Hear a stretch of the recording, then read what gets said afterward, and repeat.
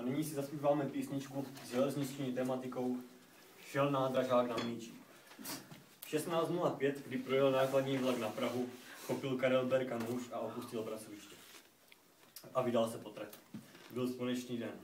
Mezi kolejemi se zelenají trsy odvedlých pampelíšek. V Poříčí šel nádražák na Mlýčí, mezi Pražce. Než další vlak profičí, bude jídlo králičí, dávno v tašce. Na železnici dějou se věci, na dráze jsou zaměstnáni švarní mládenci. Na železnici dějou se věci, na dráze jsou zaměstnáni švarní mládenci. Jak Berka podřezával nožem trsy Mlýčí, všiml si, že není na trati sám. Nedaleko od něj spatřil Marii Reskovou, která pevně rozkročena v kolejišti plnila Mlýčím svůj proutěný košík. Nádražák zakřičí, kam to chodíš na Mlýčí, kam to chodíš na lupení. Starej se o sebe, řekla Madla pro sebe, ale Berka hluchý není. Na železnici jsou zaměstnáni švarní mládenci.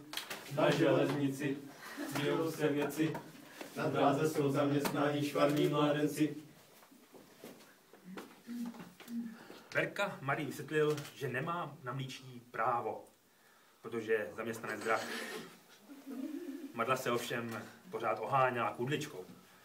Když mu ale pod rukou odřízla ten největší trs, Berka zrudl a ve slunci se zjevil jeho nůž.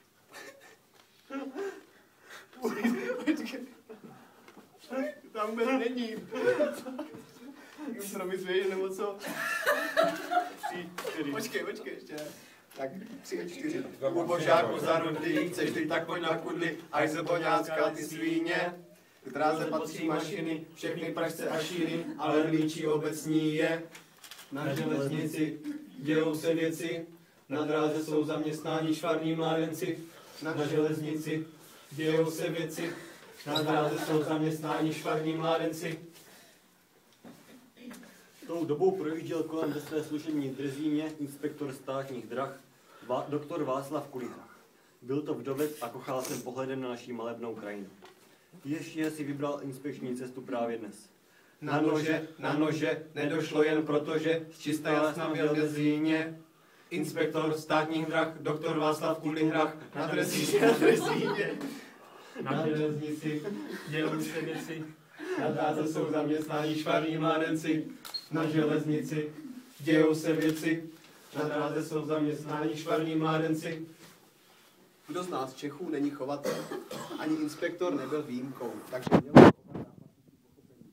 Ve snaze zabránit těm sporům všechno Mlýčí zastavil, neboť měl doma malochov statných českých strakáčů a své služební cesty často spojoval s cestou zahraničí. Povídá si Karle, ty máš službu na Hradle, ať už si tam, ať už si tam.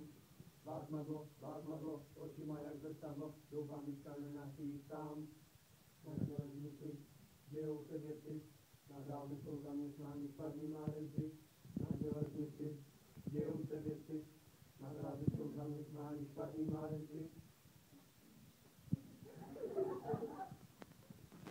Nad nádražím se setnul byl krásný plahý večer. Byl slyšet prčků a tínko schráněného železničního přejezdu.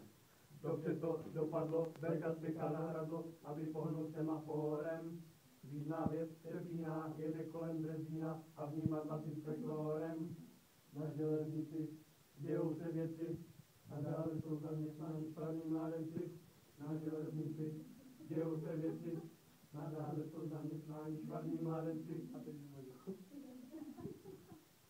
tak, teďka zase poprosíme tak do hodinku a půl, maximálně strpení, když se připravíme a ukážeme vám úryvek ze hry samotné.